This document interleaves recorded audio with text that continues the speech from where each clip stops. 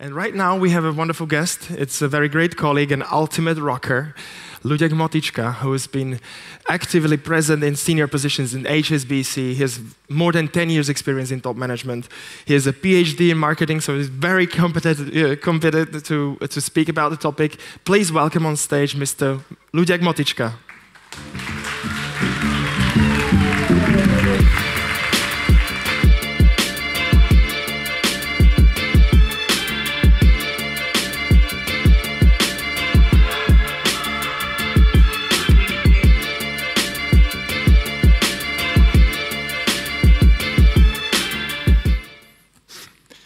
Good morning, ladies and gentlemen.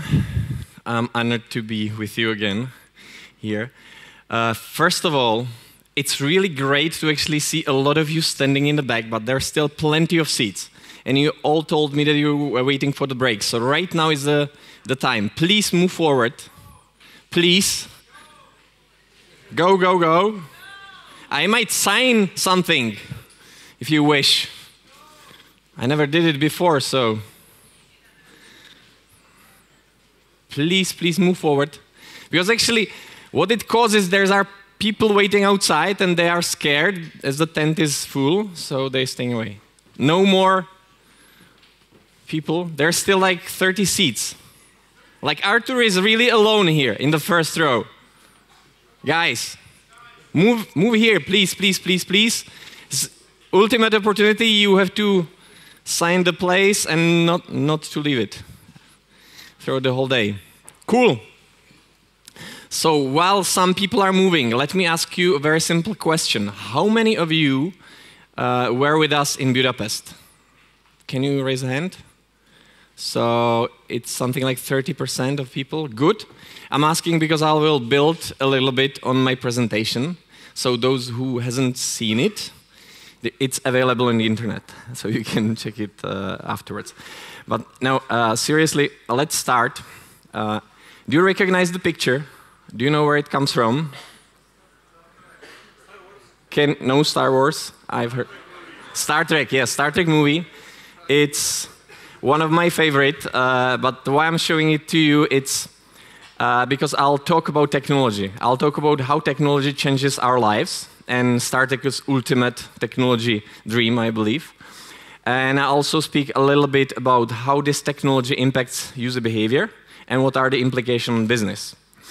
But last time around, I will look into it from a little bit more practical side. So I will also share some insights from the region and also put it in more into regional context. So I started with Star Trek, but let me kick off with something more ordinary. Actually, yesterday, I went for the short trip to London. There's nothing special about it. But actually, I was amazed, thinking back, how technology advanced over the last few years. Because actually, I was able to book everything, flight, my Heathrow Express ticket, hotel, everything online. I actually get my tickets downloaded to my mobile phone. So throughout the whole trip, I haven't needed to talk to anyone over the phone, to interact with anyone, to even print the tickets. And everything was actually enabled by technology, which wasn't available for us 2 years ago. So when talking about the technology and its development, it's predetermined by Moore's law. I guess you all know Moore's law. It was actually a nice observation. The number of transistors on the integrated circuits actually doubles over approximately every 2 years. It has a lot of implications. One, which is really interesting, is actually that computational power is actually getting more and more powerful. So actually, today, the best computer has the same computational power as a brain of a mouse. Yeah? And it's expected that the computers will reach the level of a human being in 8 years. Imagine that. So in 8 years, computers would be as smart as people. And it goes on and on. But there's also another implication. And this implication, I think, is even more important for us, which means that actually the cost of the technology goes down at the same rate. So actually, if you fix it at a certain rate, every 2 years, the cost of the technology would be just half. And this actually is very important because when technology is becoming adopted en masse, it's changing the consumer behavior. So I'm just showing you a few pictures of the activities which I think are pretty much forgotten. So let me quiz you a little bit. Last week, who searched anything in encyclopedia? Anyone? 1, 2? Cool. 3. Please tell me what would be interesting to see. Yeah. Anyone sent a letter, a physical letter? Wow. What was that? Oh, okay, tax office, bank stuff. Yeah, but you got a notion. And anyone talked? Yeah, we are black. Anyone talked on the fixed line? Cool. Great. So still some work to do. And anyone check the photos, like physical printed ones in the albums? But you know, you can clearly see it's a minority. And Minority Report, yeah, if you wish. But the numbers of the digital world and the number of data, they're staggering, really. Because actually, Cisco expects that digital traffic, IP traffic, will reach 1 zettabyte of data in 2016. I had to search on the internet how much zettabyte has. It's 21 zeros. Yeah? So a lot of information will be online. We see it at Google as well, because we serve over 100 billion searches a month. For video, you know the numbers as well. YouTube has more than 1 billion users, which are watching more than billions videos every day. And it's not just YouTube videos, there's also video conferences, other video sources. So actually Cisco expects that video will reach 80% of total IP traffic in 3 years. It's like 2/3 today. In terms of photos, I have the number for the last year. So actually on the smartphones, we took and shared over 800 billion photos. Yeah, so everything's moving digital, and it's because of the technology. But it's not, it's also, are we getting the next slide? No. So technology failed. It's good. Yes, thank you. So it can be fixed easily. The important point is also that actually the adoption of the new technologies it's getting faster and faster. So this is the excerpt of the slide I shared with you last year, and I talked about those technologies as something to watch out for, that they are up and coming. But today, can you tell me how many of you here have any smartwatches or Fitbit or something like that with you? Can you raise a hand, please? Yeah, still minority, but it will grow, as this year is expected that the sales of these smartwatches would be 55 million. Yeah? So smartwatches is one of the things. Drones, for example. Drones started as a nice video from Amazon, but actually there's a fledgling business around drones. And there's more than 1 million drones active. 2 more million will become active this year, as expected. And there's a number of fields or areas where they can help us. It's, for example, mapping. They are used in archaeology. So actually they took aerial photos, and archaeologists actually can see where could be the best place for excavation. I also saw application in agriculture. So actually the people are using drones for spraying some stuff over the field. So there's a lot of opportunities. Driverless cars, and other things. Internet of Things, as Terence mentioned, it's expected to reach 18 million connected devices just next year. Yeah, so a lot of stuff. And again, technology made it possible because it's shrinking, costs are going down, so it's becoming adopted. So the major implication is, yes, there's a lot of things on the internet, but there's a lot of people on the internet too. Today, we have more than 3 billion people online, and it's expected that another billion will join internet in the next 5 years. This is clearly possible only because of the cost of the devices which connect us to the internet are getting down and down. The content on the internet, it's mostly available to anyone. Yeah? So anyone can access it. Yes, there are some exceptions, but internet by itself is very democratic medium. Yeah? So it enables people to get to the content. So let's hope there are no more glitches, because I'm not sure I remember all the numbers. But let's see. So we know how much, yes, people are spending online, and the future is bright for one simple reason. There's a lot of young people, they're called millennials in the marketing lingo, and they're spending much, much more time online. As you can see, the two most prominent activities for the millennials are browsing the internet and social networking. And just those two combined are 6.7 hours, I would say. Yeah, so much more than the average. So the conclusion is very simple. When these youngsters will get older, the majority will spend much more time online. So future for the internet is really bright.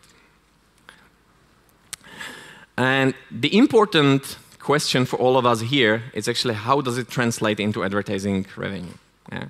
And this is a paraphrase of famous Marie Meeker's slide. Who hasn't heard about Marie Meeker and her famous internet trends? Anyone hasn't heard? Cool, everyone knows. So this is really a transcript. So this is US data, and what Marie Meeker says throughout all her presentation, dating back to the past, is that actually advertisers are following users. So as users are changing or moving from one media type to another, advertising spends are moving with them. Yeah? And this is not a time series, so you would see that actually online going up. Right now it's like 30% online digital spend in US. So there's big gap, which is the good news for us. So the online ad spend will grow. And we're online advertising business, right? So the great news. We actually tried to replicate the slide for CE. Unfortunately, this is very tough because there are no relevant data, or it's very hard to do cross-country measurement and cross-media measurement, but we'll try our best, so potentially next year. But the online part, we have data there, and it's pretty much consistent. So actually, we as Eastern Europeans are spending slightly less time than US guys, and our advertisers are spending slightly less of their budget. So actually, according to the latest Zenit number, it's 26%. Yeah? And still great. US 30%, 26 in CE. And this is the split. Yeah? It's coming from Zenit. I know that everyone has an opinion on the numbers, but I just wanted to share it anyway for two simple reasons. One, to say thank you to all of you here, because without you, the numbers wouldn't be that great. Yeah? Because you're spending a lot of time investing into actually educating our advertisers. This is point number one. Point number two is that distribution, as you can see, across countries within this region is huge. Yeah? So there's a lot of differences. So to me, there's a big, big opportunity for cross-border cooperation, either in sharing best practice or in potential expanding your business abroad. Yeah? So there's a lot of opportunity in cross-border. Another point is that we got quite interesting estimate from eMarketer, which is looking on what will be the digital world in 5 years. And the guys are estimating that actually CE will see pretty healthy growth, almost 12%, double digit, over the next 5 years. So this is great, no? You're in a business which will definitely grow. This is the rate, so you can measure yourselves against that. And this is CAGR, yeah? So this is across the next 5 years. So really a reason to be optimistic. But let me provide you with another point of view on the industry. So we looked in the country and the average level, but there are also big differences in the industries or verticals, if you wish. So this is a random example of one CE country, but the point is, similarly as in user world, you'll see some early adopters and some late followers. The same we see in advertising space. Yeah, so there are some industries which are far, far ahead in how much they're spending online. Some, they still have a way to go. So for you, again, a huge opportunity to approach, for example, a retail or, I don't know, just media, just spending a lot or FMCG, if you can see on media spend, they're spending a lot, but they are not spending online yet. So you can change that. So let me summarize very briefly. I think the CE online advertising is super healthy business to be in because it's pretty big. It's expected to grow in very healthy rate, and there's plenty of opportunities, both in cross-border and among verticals. But wait, if you come back in your heads, let's not try it in presentation, works for the moment. If you think about Mary Meeker, and Mary Meeker says, okay, the advertisers are following users. So the question is where this growth will come from on the user side. Any guesses? Where this growth on user side can come from? Can you shout? Sorry? Mobile? No, it's actually, I believe this is mobile. I'm sorry I haven't heard you correctly. But I believe this is mobile, which will fuel the growth. And let me share with you some data. So you saw that, and you already saw that, and you haven't guessed. Perhaps we should have made it more prominent. So again, coming back to Budapest, I shared with you the famous slide from the Pope election, which I guess you saw. And it was this previous Pope, a lot of people with the iPads and smartphones flashing, previous nothing. So, but a lot of people said, hey, Pope elections, quite exceptional occasion. So the people might behave differently. So I tried to find something more ordinary. So I came up with this picture. I'm very happy to come across that because this is close to my heart. So I can attest that there's a lot of people which are attending the concert and not listening to the music, not partying, but taking selfies, videos, photos, stuff like that. But I'm sure that you will find a lot of other examples from other areas which clearly show that mobile explosion is there. Yeah? And it's actually so big that there's actually already more mobile users on the internet than on the desktop. The tipping point happened a year ago. Yeah? And you might say that, okay, those guys will be mostly coming from emerging markets because they can't afford the desktop or laptops, so they go for the mobile instead. Yeah. So that's true because its expectation is that there will be 4 out of 5 people, adult people, connected on the internet, and about the same number of people would have a smartphone. I actually checked what's the number of toothbrushes on the earth. So according to one stat, it's 3.5 billion. So if this number will stay as is, even smartphones would pass this toothbrush test. Imagine that in 5 years from now. And you can see the other categories. But the important is smartphones. So there will be a lot of smartphones, 4 out of 5 in 5 years. Yeah? And just coming back to my emerging market statistics, it's not true. Those are data from US, where they're measuring a lot of things. And you can see that for the first time ever, in March, there were more mobile-only users, internet users, than desktop-only. Yeah. And as I said, US, we can use US for educating ourselves. So let's look again how this media spend, this is the slide you haven't seen, because I had to tell you instead of showing. So now we can see it. As I said, 5.3 hours spent online in US. But as you can see, more than half, it's actually spent right now on mobile, which is more than desktop, because there are some other devices, how we connect to the internet. But the more important point is, check the red part. It's responsible for all the growth. Desktop is pretty much flat.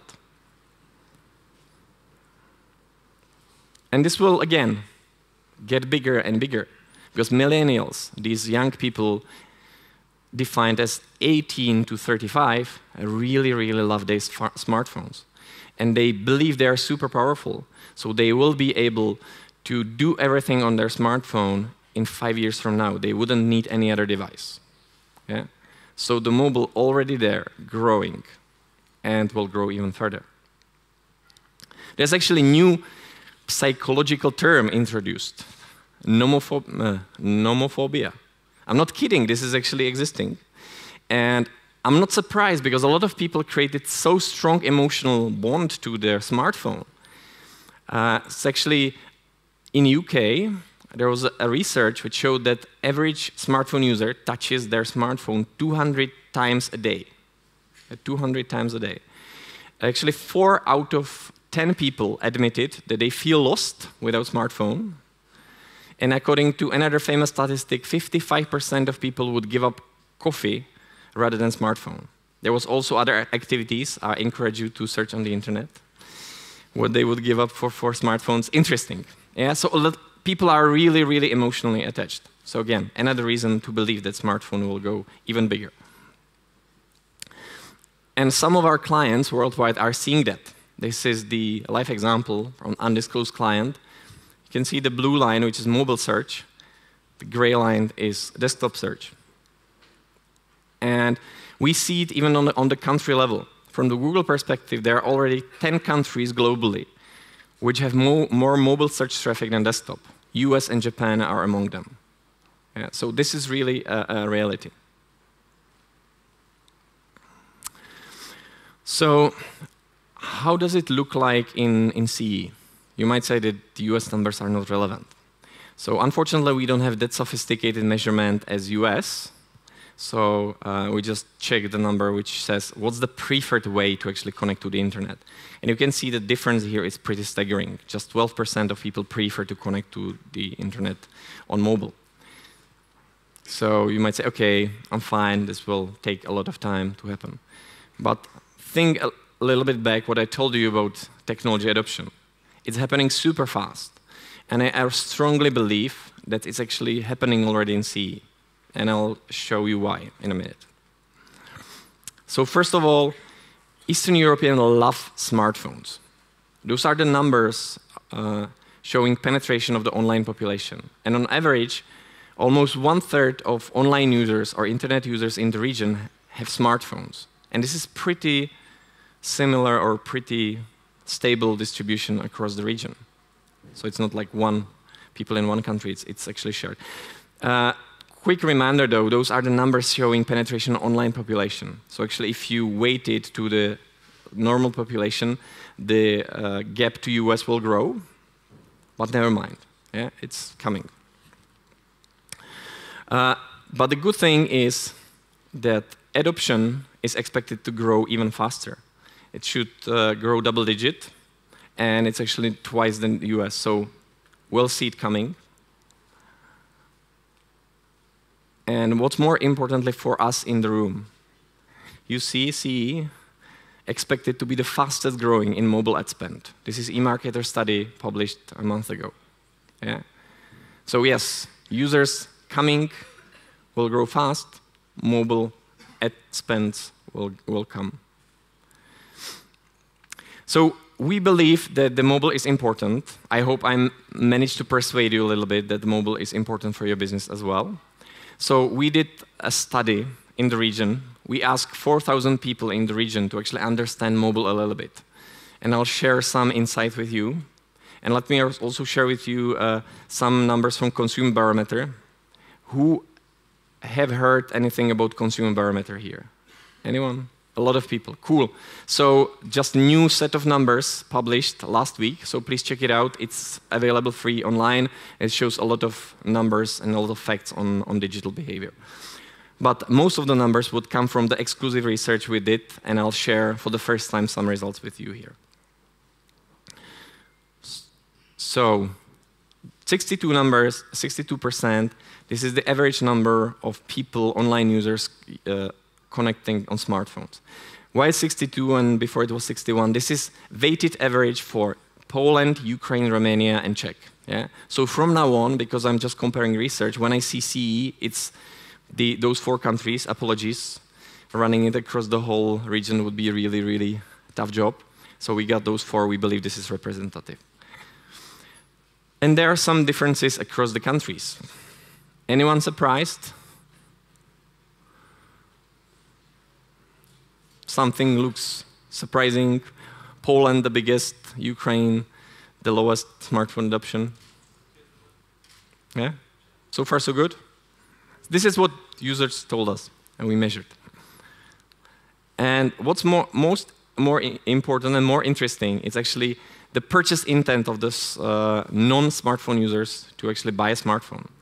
So actually, a lot of people are thinking about buying a smartphone. And this is what I talked before. This will happen. Yeah? Yes, there's still a lot of people not having a smartphone, but this will change. If the numbers are correct, we will catch up with the US in a year or so as a region. These numbers show how people usually connect to the internet. And you can see that 2/3 of the smartphone users are actually on a daily basis connecting to the internet. Yeah? So this is quite interesting. And let me address one interesting and important myth, which is quite spread across the region, which says that Eastern Europeans are using smartphones as a feature phones. They pretty much are given a smartphone from their operator and then still using it for calling grandma or grandchildren. It's not true. We interviewed 4,000 people, and only 2 of them said, I never connected to the internet. So actually, when people get smartphones, they get connected. Why or how they get connected, this is interesting. This is definitely a different picture than you would see in, let's say, Western Europe or in the US. Most of the people get connected over the Wi-Fi. Yeah? There's a lot of reasons for that. I guess you would also have an opinion. Happy to share offline and afterwards. Interestingly, the hardcore Wi-Fi users are Czechs and Ukrainians. I would understand Ukrainians because of the infrastructure. I know the story, but Czechs are surprising. But anyway, we'll see. And the way we connect, it's actually influencing the time we spend on devices. Because typical use case for the mobile is actually to be connected over mobile data and being connected for the whole time. When you're on the Wi-Fi, this use case is somehow broken. Yeah? But still, more than 1 hour a day spent on a smartphone online. When it goes to the most associated activities, what people believe they do and what they purchase the smartphones for, so you can see that they wanted to search the information, get connected to the friends, and take photos.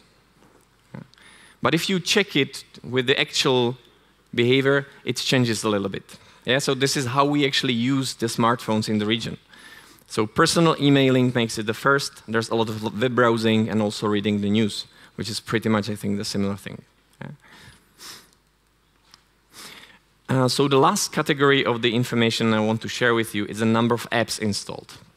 Because that's an important point, and there's a lot of an ongoing debate, which should be apps or mobile web. The point is that Eastern Europeans do not install much apps. You can see 6 and 8. It's a very small number. And a lot of users are sticking to what's pre-installed on their mobile.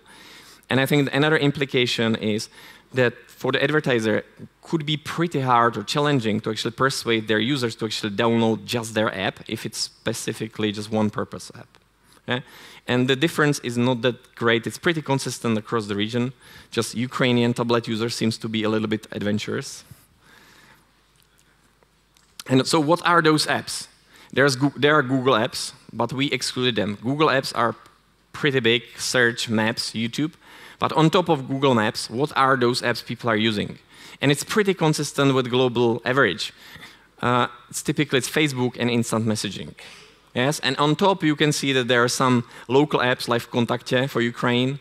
If you would do the snapshot for Czech, that would be Seznam. Yeah, but apart from that, it's pretty similar. So people here behave the same way as the global user or US user in this example.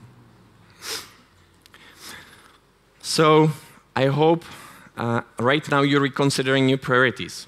Because we asked you before you came, what's your major priority? And only 7% told that you think that mobile is important for your future. It would be, has interesting potential. I believe quite contrary, and I hope that I proved it a little bit with some numbers, that focusing on mobile makes sense. Especially because we get online much more. So there's much more use cases, much more data, much more signals. And it provides us and our clients, internet advertisers, with much more opportunities to actually interact with the users. And my colleagues later today will provide you with a lot of useful tips how to take advantage of this mobile revolution. Yeah. So thank you very much.